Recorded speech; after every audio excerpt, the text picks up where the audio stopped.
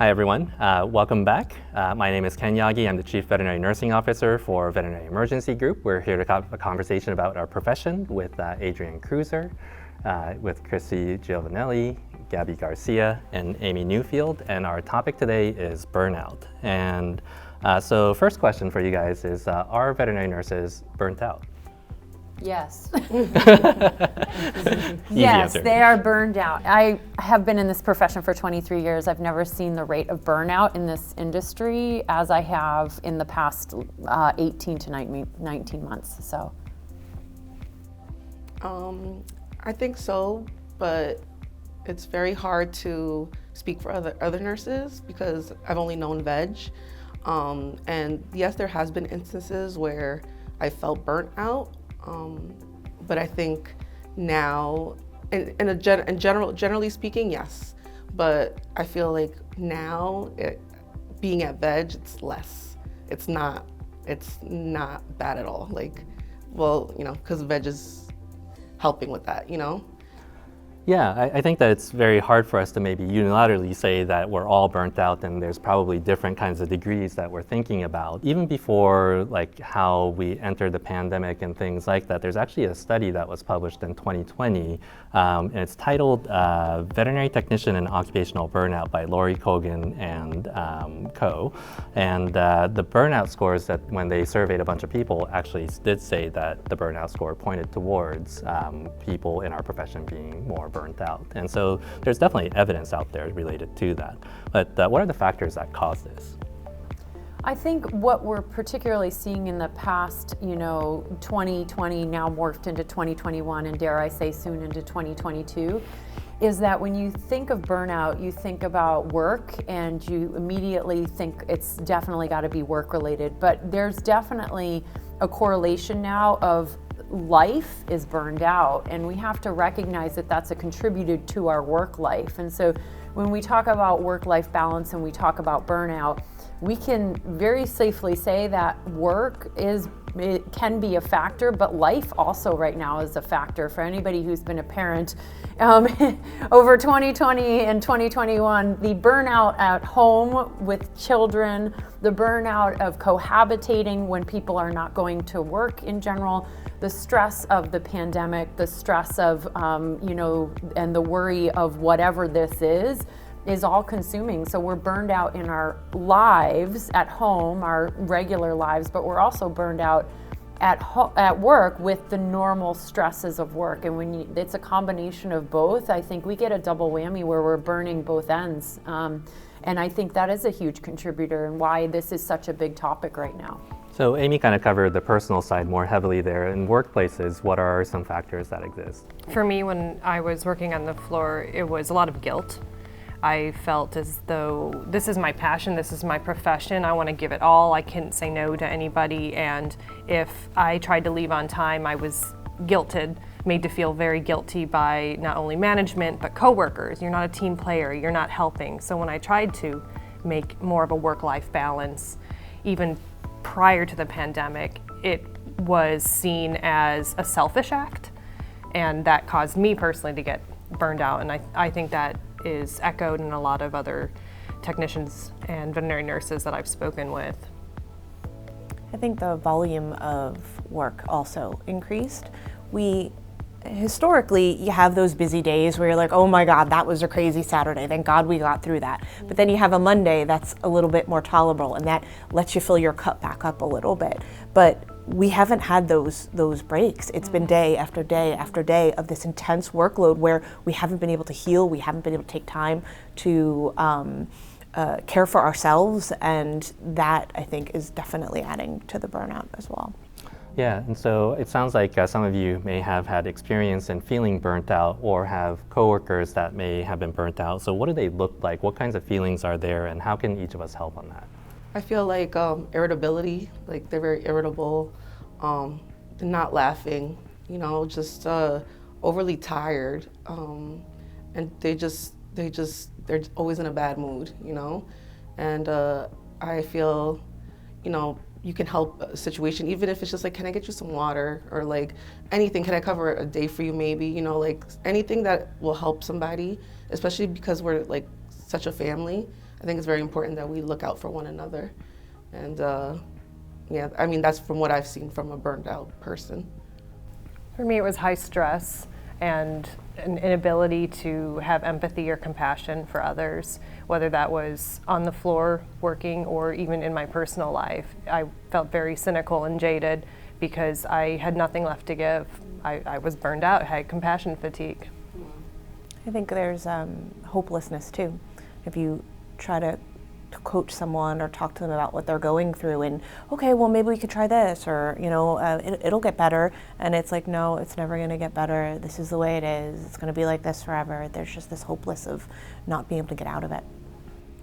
I think, Amy, you do a good amount of conference speaking related to burnout and such as well. So what are some of the signs that we should watch out for? Yeah, so anger is definitely up there, and you mentioned cynicism, which I actually just went down a rabbit hole of doing a little bit of research and trying to see, because we often joke, you know, that veterinary medicine has a lot of cynics, and it was very interesting that you mentioned the cynicism, because while I have not been able to find there's data that says that, you know, veterinary professionals by nature are more cynical. There's a direct correlation in 2 studies in which burnout and cynicism were directly tied together. So when you're burned out, there is a higher correlation that you're likely more cynical and feeling, you know, like jaded and that sort of thing. So yeah, absolutely, there's a direct correlation between that. I think also the lack of empathy and compassion, place isn't worth it, wanting to leave on time, you know, I think you guys all hit the nail on the head of how we feel and how others feel during this, so. Any quick tips on how you can help other people who might be burnt out or help yourself? Just take the time off, you know? Everyone's allowed to take a day off, you know, to do nothing. Like, just literally just to be and to breathe. Like, it's okay, take that time off, you know? That's how I feel. Setting boundaries is huge for me, learning to say no to those clients who feel they need to reach you 24/7, as well as family members who are asking you for that pet advice. So setting the boundaries and sticking to them.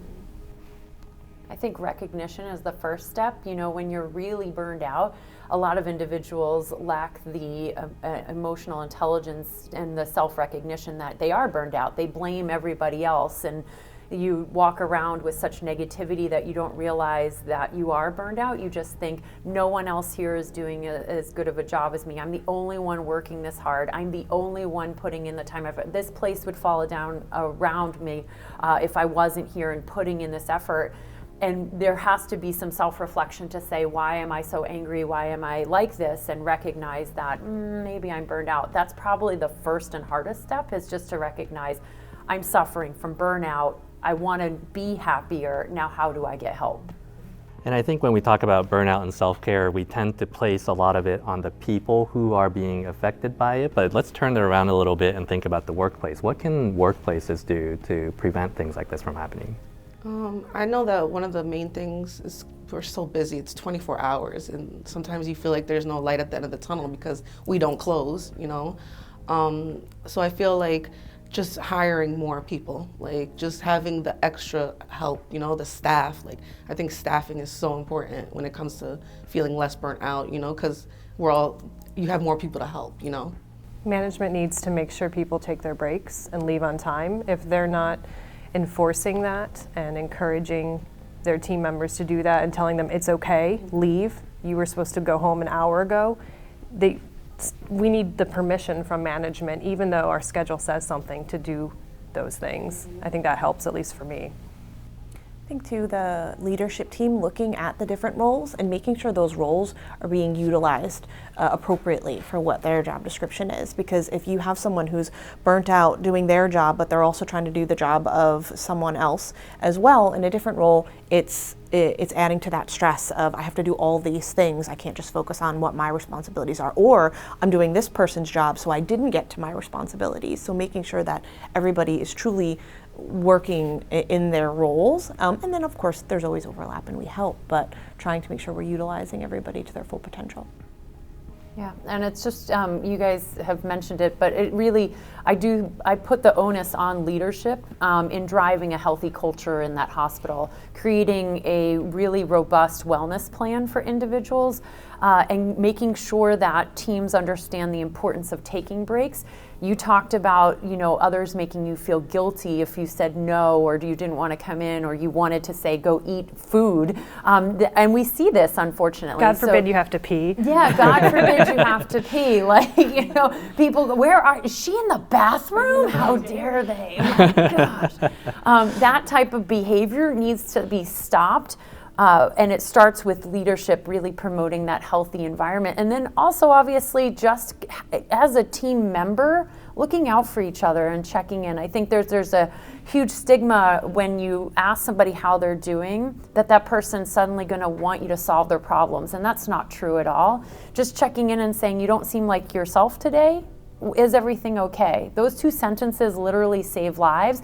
And it doesn't mean I can solve your problem. And most people aren't looking for you to help or solve their problem at all. Just that caring to know that a team member has my back. And, even if that person says, I'm fine, you still have to take that recognition to realize that person realizes you're not okay. And they checked in with you, which means that they care about you. So, and that's also a great way too, if you're burned out, to help fill your own cup. Is when you're feeling overwhelmed and maybe not even sure how to help yourself, you see someone you care about struggling, having that little conversation, hey, how are you doing? Maybe you help them that day, and that does help you too and fill your cup. So there's obviously a combination of things that each person can do and what workplaces can do to help with the issues that are out there today. The study that we were talking about says that some of the factors that contribute to burnout or that will allow people to be less burned out is for people to have greater control of their schedule, because I'm sure that's a lot of life stress that can occur from not having too much control over that. Recognizing people's contributions to the team, opportunities for learning and professional development, and also the respect from colleagues, and especially people in our profession, I think, kind of naturally feel like maybe they are sort of like lower status within the team, and so that I know that's changing out there, and we're definitely trying to change that, but those are the kinds of things that we really should be focusing on. And so I think that wraps up our conversation regarding burnout. Thank you very much for the viewers that are here and joining us for these conversations. Make sure that you subscribe to this channel. There's going to be a lot more conversations coming. Thanks for joining us today.